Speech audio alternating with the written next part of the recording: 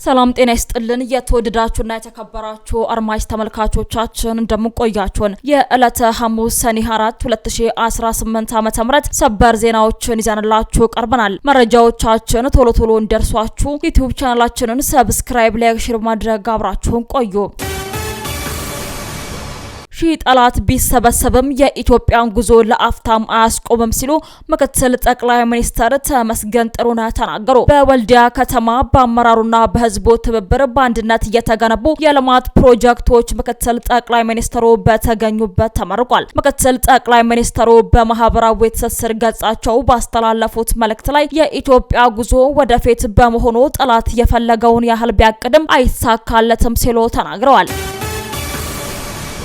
ብልጽግና ፓርቲ የተወዳደረባቸውን ወንበሮች በሙሉ ማሸነፉ ተነገረ። ተቋሚ ፓርቲዎች ወይም የግል እጩዎች ለህዝብ ተወካዮች ምክር ቤት ወይም ፓርላማ ምንም መቀመጫ አላሸነፉም። የኢትዮጵያ ብሔራዊ ምርጫ ቦርድ የሰባተኛውን ጠቅላላ ሀገራዊ ምርጫ ከፊል ውጤት እወጃ በስካይላይት ሆቴል በሰጠው ጋዜጣዊ መግለጫ ላይ የሌሎች 22 የምርጫ ክልሎችን ውጤት አጽድቆ ይፋ አድርጓል። በዚህም መሰረት ከተገለጹ ጠቅላላ 48 የምክር ቤት መቀመጫ መካከል ካንዱ በስተቀር የገዢው ብልጽግና ፓርቲ እጩዎች ያሸነፉ ሲሆን የኦጋዴን ብሔራዊ ነጻነት ግንባር ወይም ኦብነግ እጩ ደግሞ በሶማሌ የክልል ምክር ቤት አንድ ወንበር ማሸነፉም ታውቋል። በደገሃቦር አንዱን ወንበር የኦጋዴን ግንባር እጩ የነበሩት የአቶ መሐመድ ሐሰን ሁሴን አሸንፈዋል። የክልል ምክር ቤቶች በጠቅላላው የ12 የክልል ምክር ቤት የምርጫ ክልሎች ውጤትን ተናግረዋል። የክልል ምክር ቤት ምርጫዎች በየምርጫ ክልሎቹ ብዙ መቀመጫዎች ያሏቸው በመሆኑ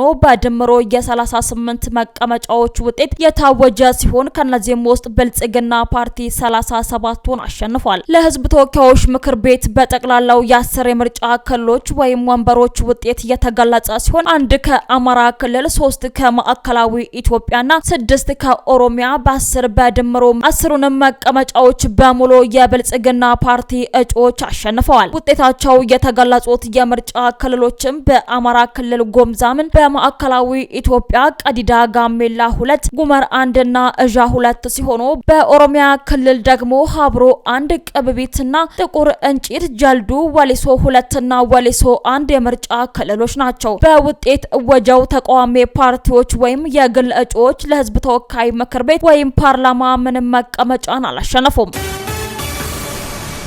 በተያዘ ዜና ህወሓት በአግበ ቀብራቸው የነበሩ ታንኮችን ከጉድጓድ እያወጣ መሆኑ ተሰምቷል። ህወሓት አሁን ላይ ሙሉ በሙሉ ወደ ጦርነት ለመግባት የሚያስችለውን ዝግጅት ወጣቶችን ከማፈስ ጀምሮ እስከ ጦር መሳሪያ ግዢ በመፈጸም ትግራይን ዳግም የደም ምድር በማድረግ የትግራይ ህዝብን ዋጋ ለማስከፈል እየሰራ እንደሆነም የሚታወቅ ጉዳይ ነው። ታዲያ ህወሓት ለዚህ ረዳው ዘንድ በተለያዩ የትግራይ ቦታዎች ቀብሮ ደብቋቸው የነበሩ ከቀላል እስከ ከባድ የጦር መሳሪያዎችን ከቀበረበት ጉድጓዶች እያወጣ እንደሆነ የደረሰን መረጃ ያመላክታል። በዚህም ከአብያዲ ከተማ በስተ ምስራቅ አቅጣጫ ወደ መቀለ በሚወስደው መንገድ ላይ በምትገኘው አግበ በምትባል ቦታ ደብቋቸው የነበሩ ወደ 6 የሚጠጉ ቲ72 ታንኮችን ከጉድጓድ እያወጣ እንደሆነም ለማወቅ ተችሏል። ይህ የሚያሳየውም ህወሓት የፕሪቶሪያውን የሰላም ስምምነት ምን ያህል በግልጽ እየጣሰ እንደሆነ የሚያሳይ ሲሆን ከዚህም በተጨማሪ ህወሓት የትግራይ ህዝብ በምንም ሁኔታ በሰላም እንዲኖር እንደማይፈልግ የሚያሳይ ነው።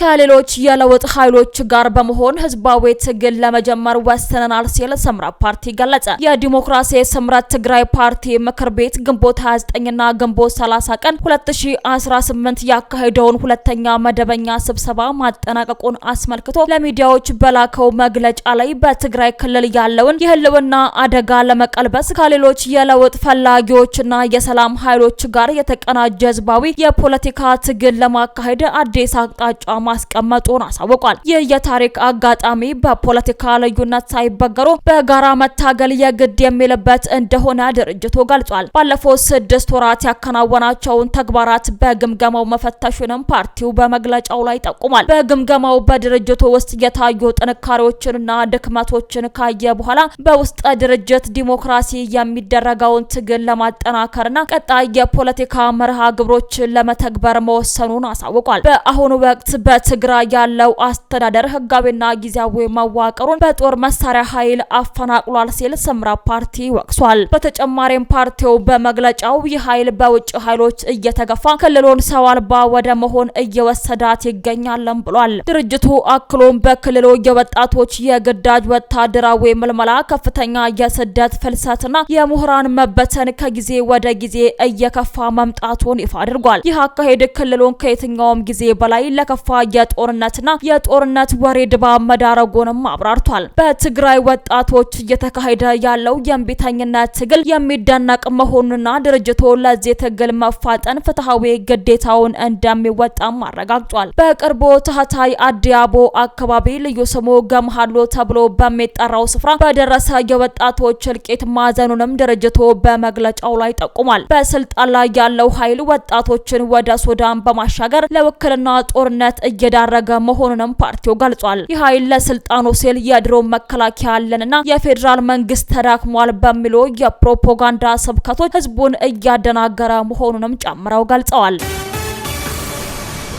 ከኢትዮጵያ ብሔራዊ ባንክ ለበጀት ጉድለት የሚወሰደው ብድር ሙሉ በሙሉ ቆሟል ሲል የገንዘብ ሚኒስቴር ገለጸ። የገንዘብ ሚኒስትሩ አቶ አህመድ ሽዴ በህዝብ ተወካዮች ምክር ቤት በመገኘት በ2019 የፌዴራል መንግስት ረቂቅ አዋጅ ዙሪያ ላይ ለምክር ቤቱ አባላት ማብራሪያ ሰጥተዋል። ሚኒስትሩ በማብራሪያቸው መንግስት ላለፉት 2 ዓመታት ለበጀት ጉድለት ከብሔራዊ ባንክ ምንም አይነት ብድር እንዳልወሰደ ገልጸዋል። ይህም የዋጋ ንረቱን ለመቆጣጠር በእጅጉ እንዲረዳና ወደ ነጠላ አሃዝ እንዲወርድ እንዳገዘውም ገልጸዋል። የኢትዮጵያ ኢኮኖሚ በፍጥነት እያደገ ካለ የዓለም ኢኮኖሚም አንዱ ነው። ከ2012 እስከ 2016 ባሉት ዓመታት የ6.8 በመቶ በ2017 ደግሞ የ9.2 በመቶ እድገትን አሳይቷል። በተያዘው ዓመት ደግሞ የ10.2 በመቶ እድገት ይመዘገባል ተብሎም ይጠበቃል። በነሐሴ 2014 ዓ.ም 34.5 በመቶ ደርሶ የነበረው የዋጋ ንረት መጋቢት 2018 ዓ.ም ወደ 9.4 በመቶ ማውረድ ተችሏል ሲሉ የገንዘብ ሚኒስትሩ ተናግረዋል። ለኢኮኖሚ ፈጣን እድገት ምርትና ምርታማነትን ማረጋገጥ መቻሉና የማክሮ ኢኮኖሚ ማሻሻያ ትልቅ ሚና እንደነበራቸውም አብራርተዋል። ባንኮች ወደ ገበያው የሚለቁት የገንዘብ ፍሰት ከኢኮኖሚ ጋር እየተጣጣመ በመሆኑና ውጤታማ የገንዘብ ፖሊሲዎች ትግበራ ለኢኮኖሚ እድገቱ አንዱ ግብአት ነበርም ብለዋል። ወደ ገበያ የተደረገው የውጭ ምንዛሬ ስርዓት ሽግግር የውጭ ምንዛሬ እጥረቱን ከመቅረፍም ባለፈ በህጋዊና በትይዩ የገበያ ማዕከል የነበረውን ሰፊ ልዩነት እንዲጣበብ ማድረጉንም ጠቁመዋል። በመዲናዋ አዲሱ የተሽከርካሪ ሰሌዳ ለአዲስ ተሽከርካሪዎች መስጠት መጀመሩ ተገለጸ። የአዲስ አበባ ከተማ አሽከርካሪና ተሽከርካሪ ፍቃድና ቁጥጥር ባለስልጣን ከዛሬ ሰኔ 4 ቀን 2018 ዓ.ም ጀምሮ አዲሱን የተሽከርካሪ ሰሌዳ መስጠት መጀመሩን አሳውቋል። የባለስልጣኑ ዋና ስራ አስኪያጅ አቶ ዘገየ በላይነህ በሰጡት መግለጫ ላይ ሰሌዳው የሚሰጠው ለአዳዲስ ተሽከርካሪዎች ብቻ ሲሆን ተመዝግበው ሲጠባበቁ የነበሩ ባለቤቶች በተመዘገቡበት ቅርንጫፍ በኩል በስልክ ጥሪ ተደውሎላቸው መውሰድ እንደሚችሉም ተገልጿል። ባር ሰሌዳ የሚጠቀሙትን በተመለከተ ወደፊት በትራንስፖርትና ሎጂስቲክ ሚኒስቴር በኩል አቅጣጫ እንደሚቀመጥም ተመላክቷል። ኦባሳንጆ መቀለ መግባታቸው ተሰምቷል። የፕሪቶሪያው ስምምነት ዋና አደራዳሪ ኦሉሴጉን ኦባሳንጆ የአውስትራሊያና የእንግሊዝ ተወካዮችን ያካተተ ከፍተኛ የልኡካን ቡድንን በመምራት መቀለ ገብተዋል። ልኡኩ ከትግራይ ክልላዊ መንግስት አመራሮች ጋር በወቅታዊ በስምምነቱ አፈጻጸም ጉዳዮች ላይ ይመክራሉ ተብሎም ይጠበቃል። ውድ አድማጭ ተመልካቾቻችን ለሰዓቱ የነበረን ሰበርና ወቅታዊ መረጃዎቻችን እነዚህን ይመስሉ ነበር። አብራችሁን ስለነበራችሁ ከልብ እናመሰግናለን። በያላችሁበት ሰላም ቆዩን።